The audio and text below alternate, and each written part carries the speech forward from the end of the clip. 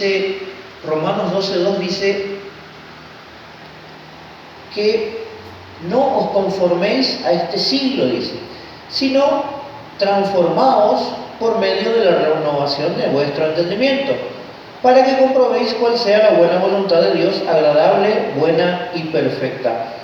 Dios nos pide que no nos amoldemos, que no vivamos como este mundo vive, con las reglas, con los principios, con las cosas que este mundo ha establecido para que la gente viva o utilice como hábito, ¿no es cierto?, que es contrario a la voluntad de Dios, ¿no es cierto? Cuando hablamos de este mundo, hablamos de las reglas que han establecido personas que todavía no tienen a Cristo en su corazón. Y aquellos que no tienen a Cristo en su corazón, recuerden que son llamados enemigos de Dios, ¿no es cierto? ¿Por qué? Porque todavía no se reconciliaron con Dios, porque el único camino para reconciliarse con Dios es justamente Jesucristo. Así que el que no le tiene a Cristo es todavía enemigo de Dios. Entonces, los enemigos de Dios tienen un estilo de vida que a nosotros no nos bendice, que no es bueno para nuestra vida. Si bien convivimos con ellos, hay cosas que tenemos que evitar, hay cosas a las cuales no tenemos que adaptarnos, por ejemplo, el aborto, por ejemplo, el adulterio, por ejemplo, la homosexualidad. Si bien hay y vemos que hay en gran cantidad de personas que están adulterando, que están fornicando, que viven en homosexualidad, hay gente que está a favor del aborto, eso no significa que nosotros tenemos que amoldarnos y aceptar eso, ¿no es cierto? Tenemos que tratar de no vivir con ese sistema, sino que tenemos que buscar la transformación mediante la renovación de nuestra mente, ¿no es cierto? Tenemos que cambiar nuestra forma de pensar. ¿Por qué? Porque muchas veces nuestra forma de pensar ha quedado obsoleta o no sirve o queda en desuso para el tiempo que Dios nos lleva a vivir en esta etapa de nuestra vida, ¿no es cierto? Cuando nosotros empezamos y comenzamos a aceptar que tenemos que transformar nuestra mente, por ejemplo, cuando recibiste a Cristo, tu mente pensaba de una forma, y después de Cristo empezaste a cambiar tu pensamiento. Bueno, ese proceso Dios nos pide que lo hagamos dinámico y que sea continuo, ¿no es cierto? Y que sea un proceso en donde encontremos diariamente y constantemente una transformación de la mente con pensamientos nuevos, con pensamientos que nos generan libertad, con pensamientos que nos hacen ver lo especial y secreto que Dios tiene para nuestras vidas. Y cuando nosotros transformamos nuestra mente, vamos a poder comprobar cuál es la voluntad de Dios para nuestra vida y para el tiempo que estamos viviendo, ¿no es cierto? Si bien la Biblia dice que todo me es permitido, ¿no es cierto?, pero no todo me conviene. Todo lo que yo elija me es permitido porque puedo hacerlo, pero no todo lo que yo haga conviene a mi vida, ¿me entienden? Eso es lo que decía Pablo. Necesitamos entender que cada día nuestra vida es elegir. Por ejemplo, hoy eligieron venir al culto. Podían quedarse en sus casas, tomar un tereré, había un montón de cosas para hacer, ¿no? Pero ustedes eligieron conocer más de la palabra de Dios. Entonces, esas elecciones en su vida son las elecciones que van a marcar si van recibiendo conocimiento, van recibiendo sabiduría y van recibiendo de parte de Dios lo bueno, lo especial y lo secreto que va a hacer que ustedes sean transformados, que tu mente sea transformada para poder entender lo que Dios quiere que hagas con tu vida y decidir qué hacer con tu vida, ¿no es cierto? Cuando nosotros entendemos eso, tenemos que comprender que yo soy lo que elijo ser. Por ejemplo, mucha gente, si bien es influenciada y tal vez en algún momento fue obligada a hacer algo malo, cada persona elige drogarse, elige robar, elige ser una buena persona, elige ser alguien que miente, alguien deshonesto. Cada uno elige lo que es. Nadie nos obliga a pecar, ¿no es cierto? Cuando nosotros elegimos, nosotros vamos a ser el resultado de nuestras elecciones constantes y diarias. Tenemos que entender esto. Para elegir bien, tenemos que conocer lo que estamos eligiendo. Si le vamos a elegir a Dios, tenemos que conocer a Dios. Esa es la clave. Para conocer a Dios necesitamos conocer su palabra y Después de conocer su palabra, necesitamos conocer quién es el dueño de esa palabra, ¿no es cierto? En Efesios 5, del 15 al 17, dice: mirad pues con diligencia cómo andéis, no como necios, sino como sabios, aprovechando bien el tiempo, porque los días son malos, dice. Por tanto, no seáis insensatos, sino entendidos de cuál sea la voluntad del Señor. O sea, ¿qué nos dice acá? Pablo nos dice que necesitamos usar nuestro tiempo y ser diligentes en lo que hacemos diariamente y aprovechar el tiempo para conocer y entender cuál es la voluntad del Señor para nuestra vida. ¿Qué significa eso? Que si un día yo no me tomé un tiempo, en algún momento, un espacio de mi día para conocer su palabra, para estudiar su palabra, invertí mal mi tiempo. Entonces, necesito constantemente conocer su palabra, aprender, para poder saber cómo elegir y qué elegir, ¿me entienden?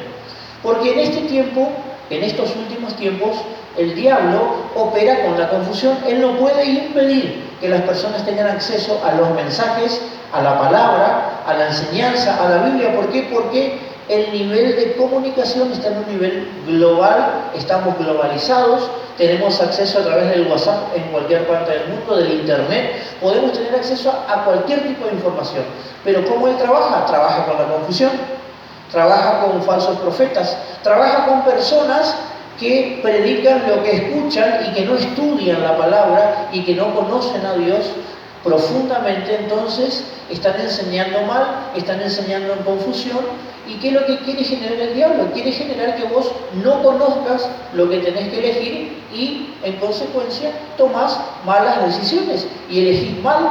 Entonces tu vida con malas decisiones va a tener malos resultados, ¿no es cierto? Cuando un día me acuerdo que había un hermano que tenía problemas en la casa y yo siempre oraba con él y orábamos juntos, y un día le dije: vos tenés que orar en tu casa cuando suceden esos problemas. Y él me dijo: lo voy a hacer. Y pasó una semana y me dijo: estuve orando todos los días y no pasa nada, me dice. Y Dios me mostró que había algo ahí fallando. Y dije: bueno, vamos a ir a tu casa, vamos a orar juntos y vos me mostrás cómo estás orando. Y fuimos a la casa y él me mostró que él estaba en una habitación, se arrodillaba y oraba, y se arrodilló ahí y él estuvo ahí arrodillado 5 minutos. Y digo: y ya está, así yo oro. Pero yo no te escuché orar. Le digo: no, yo oro en mi mente para que nadie me escuche, ¿no? Y ahí le expliqué que la palabra es la que tiene poder, que no ocurría nada porque sus oraciones eran mentales. Y ahí le enseñé que no hace falta que sea una oración con un grito, sino que sea una oración con una voz audible. Y toda esa semana siguiente él oró, y a la otra semana cuando nos juntamos me dijo: ¿sabes qué? Las oraciones tuvieron resultado. ¿Por qué? Porque él conoció, ¿me entienden? Él conoció cómo tenía que orar. Él no conocía cómo orar, pero logró entender cómo orar, y gracias a su oración las cosas en su casa fueron mejorando. Necesitamos conocer cómo servirle a Dios, necesitamos conocer cómo conectarnos a Dios, necesitamos conocer cómo relacionarnos con Dios y cómo relacionarnos con los hermanos. Por eso la Biblia, en Efesios, si ustedes leen ahí alrededor de ese pasaje que les dije, antes del 5 y después del 5, van a ver que la Biblia nos enseña cómo tenemos que ser, qué no tenemos que hacer, de qué tenemos que hablar. Incluso en Filipenses hay unos versos que hablan de en qué tenemos que pensar. ¿Por qué? Porque el Señor quiere que conozcamos cuál es su voluntad para poder elegir, ¿no es cierto? Es importante entender y conocer cuál es la voluntad de Dios. Hay una voluntad general que dice que Dios te ama y que Jesús murió por vos, y hay un gran mandamiento que es amar a Dios por sobre todas las cosas y amar a tu prójimo como a ti mismo, ¿no es cierto? Y la gran comisión, que sería la tarea que nos deja Cristo, que es ir y hacer discípulos, ¿no es cierto? Bueno, son reglas generales, pero después, en lo personal, yo necesito saber cuál es la voluntad de Dios para mi vida. ¿Cómo voy a, Señor, a hacer lo que vos tenés en mi vida específicamente? Y ahí es donde la Biblia habla de que cuando alguien tiene una relación secreta con Dios, Dios lo va a recompensar en público. Pero en ese secreto con Dios es una relación íntima. Dios te da lo que solamente a vos te va a revelar, algo secreto, algo especial, como una fórmula mágica para que vos hagas algo en tu vida y transformes tu vida en una vida poderosa, en una vida de servicio al Señor, en una vida de éxito, en una vida que abarque ámbitos del servicio tal vez que hasta hoy no han sido utilizados. Algo innovador, por ejemplo, en las redes sociales, algo innovador en la forma de enseñar, algo que cambió el mundo, así como, por ejemplo, un día el Espíritu Santo tocó a Martín Lutero y él a través de la Reforma cambió a la sociedad y marcó una huella, y marcó un antes y marcó un después, ¿no es cierto? El Señor, cuando te da lo secreto, hace que tu vida sea transformada. Fijémonos Efesios 4, 22 y 23. Efesios 4 dice, 22 y 23 dice: en cuanto a la pasada manera de vivir, despojaos del viejo hombre, que está viciado conforme a los deseos engañosos. Vieron que hablamos que a medida que avanzamos en la fe, el Señor nos va transformando. Antes de Cristo, dice la Biblia, que teníamos una pasada manera de vivir. Eso está en Efesios 4, 22. Entonces, ¿qué nos dice Dios? Que nos despojemos del viejo hombre, que está viciado conforme a los deseos engañosos. ¿Dónde están esos vicios, esos deseos? Están en la mente, ¿me entienden? En tu mente, en mi mente, están esos pensamientos de pecado, de derrota, de temor, de duda, que son del pasado y que Dios quiere que sean arrancados, que sean eliminados o que sean transformados en pensamientos nuevos, en pensamientos de bien. Y dice el 23, a continuación dice Efesios 4, 23, y renovados en el espíritu de vuestra mente. La mente tiene que ser renovada y tiene que ser transformada, pero para que sea renovada la mente necesitas lo nuevo de Dios, palabra nueva, palabra fresca, una enseñanza nueva de parte de Dios que transforme tu mente y que transforme tu vida en algo que va a generar pensamientos de fe, en algo que se va a transformar o va a venir a través de visiones, a través de revelación, a través de una profecía que te van a dar, a través de algo que Dios específicamente te va a hablar. Por eso necesitamos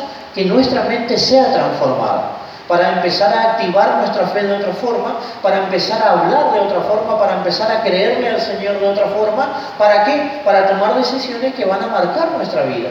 Decido dejar este pecado que me tiene atado hasta hoy.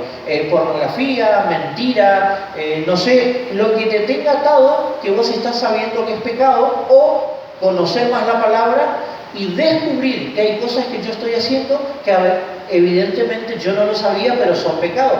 Por ejemplo, hay mucha gente que acepta a Cristo y están en concubinato, ¿no es cierto?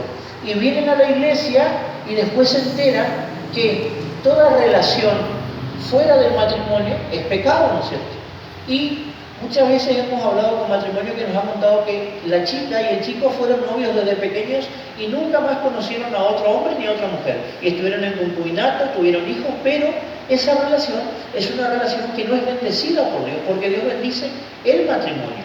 Y hay gente que no sabía eso y después de conocer a Cristo y de recibir la enseñanza, conocieron, entendieron, su mente fue cambiada y se casaron.